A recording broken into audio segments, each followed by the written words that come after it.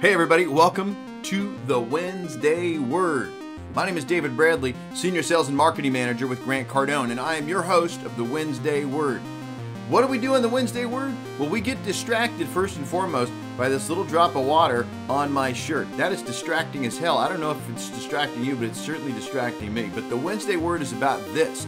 The Wednesday Word is we're going to crack open the dictionary. We're going to take a look at words that we use probably every single day, but maybe we've taken them for granted. And let's look at the word. Let's understand the word. Let's figure out where it came from. And let's figure out, now that we have a deeper understanding of the word, how can we plug that word into our sales and our business and our life? So today I'm going to take one word. We're going to look at the definition of the word. We're also going to look at the etymology or the history of that word. And I'm going to give you an action idea, a little bit of homework, so you can take that word and then plug it into your sales and your business and your life. Stop staring at the wet dot. Let's see if it's totally dry by the end of this video, shall we?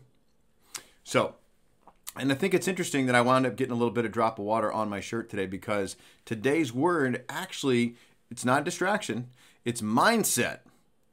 It's mindset. It's what, well, let's just look at the definition, shall we? Let's take a look, okay? The established set of attitudes held by someone. A mental attitude or inclination. A fixed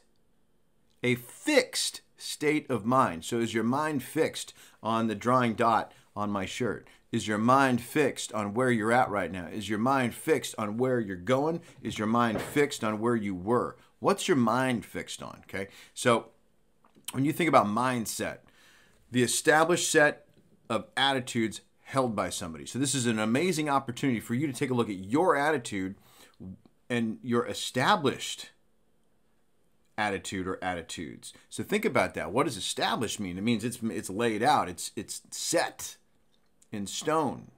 Or maybe there's a little bit of moldability there. Maybe there's a little bit of neuroplasticity going on. But right now, as far as you're concerned, this is it. This is your attitude. It's what you say and do every single day. Okay? So, one more time on the definition. The established set of attitudes held by somebody. Think about your established set of attitudes. A mental attitude or inclination. What's yours? Okay? And then a fixed state of mind. We're going to touch on that in just a second, right after we talk about the etymology of the word. Historically speaking, the word mindset is a fairly new word in our vocabulary. Also, it could be spelled mind-set. So it's mindset or mind-set. Habits of mind formed by previous experience. Habits of mind. Great little phrase there. What are your habits of mind? What's running around in there more often than not? The human brain can have up to, you ready for this? Anywhere from 60 to 80,000 thoughts in a day. Okay? So what is your mind set on? Are you set on the positive thoughts? Are you set on the negative thoughts? Are you stuck in coulda, shoulda, woulda? Or are you putting more time and attention on what you can do, what you will do? Okay, so here's your action idea. And I'm borrowing it from a young lady named Carol Dweck, and she wrote a book called Mindset. Holy smoke. But let's look at some of the subtitles in here, okay? The New Psychology of Success. How we can learn to fulfill our potential in parenting, business, school, and relationships. Okay, so here's the question for you. What kind of mindset do you have? And I would like you to spend a few minutes, in fact, less than that, spend 30 seconds on answering the question. What kind of mindset do you have? Well, what kind of mindsets are there? The good news for you is that there's two, and it is a one or the other, not a lot of gray area here. And I have a theory behind that, and we can talk about that later. But you either have a fixed mindset, like in the definition earlier, a fixed state of mind, or you have a growth mindset. So let's just talk about what Carol lays out as the difference between the two. I'm going to talk about what a growth mindset is and why I believe everybody has one, and that the fixed one is something that you learn from experience, and it's a decision that you made that you can also undecide. Okay, so let's talk about a growth mindset. A growth mindset, per Carol Dweck in the book, describes people who believe that their success depends on time and effort. People with a growth mindset feel that their skills and intelligence can be improved on with effort and persistence. They embrace challenges, persist through obstacles, learn from criticism, and seek out inspiration in others' success. Those who hold a growth mindset believe that they can get better at something by dedication of time, effort, and energy. Working on one's flaws and the process, not the outcome, are their most important components. Working on the flaws and the process, not the outcome, are the most important components. With time and patience, people with a growth mindset believe they can achieve what they want. Now, the opposite of a growth mindset is a fixed mindset. So just take the exact opposite, everything I just laid out for you, and that's the fixed. But if you learned how to walk, if you learned how to talk, then you're born with a growth mindset. And your fixed mindset, if that's what you have right now, was learned, which means what? It means you can unwind that. It means you can learn, relearn your growth mindset. So let's break these down really, really fast just to understand each one of the components. Check this out. So what we can do right now, right here, is just go grab a notebook, get out a sheet of paper, and I would like you to identify, maybe rate yourself on a scale from, 1 to 10, 10 being absolute total rock star and 1 being need a whole bunch of help, okay? So first and foremost, do you believe that this is about you now, your skills, your intelligence can be improved through effort and persistence? And if the answer is yes, then I would like you to quantify how much effort and persistence you put into developing your skill and your intelligence. Okay, that's number 1. Number 2 is, do you embrace challenges? So, when you do you see challenges as opportunities? Do you run from them? Okay? If you embrace it, you're like, hey, bring it on, let's do it, let's figure it out, I'm committed, okay? That is a growth mindset, because you know there's a way through. The way out is through it.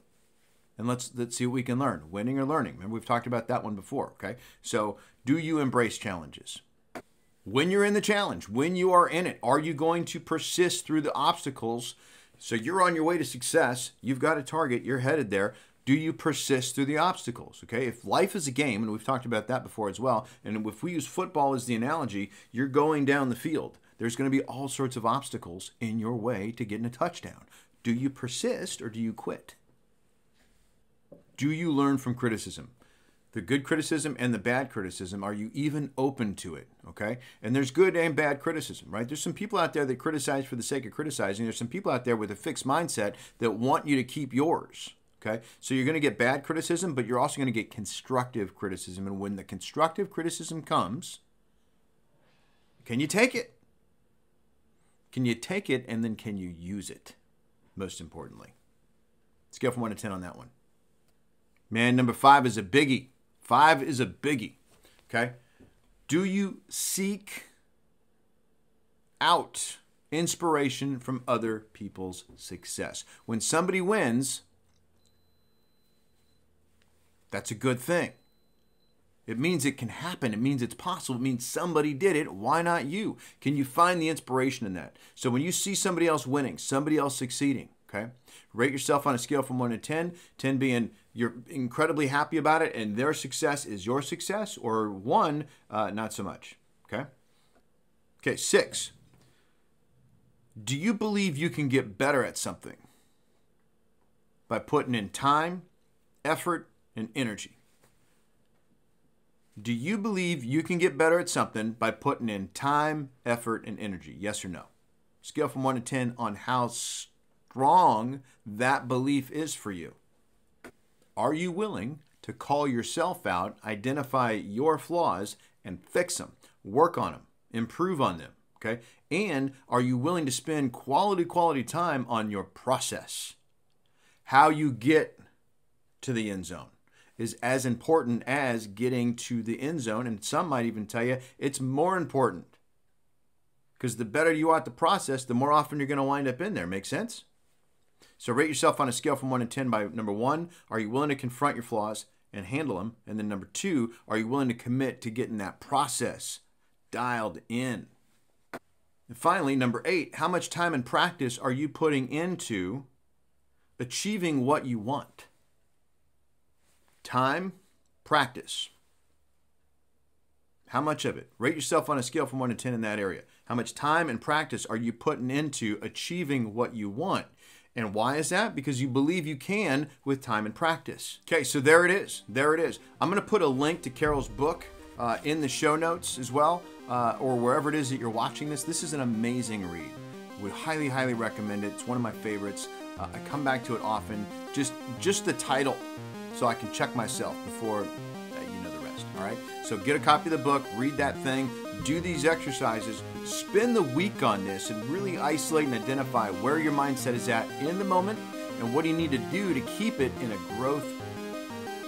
Keep your mindset in a growth mindset. What do you need to do to stay in a growth mindset? That's the sentence I was looking for.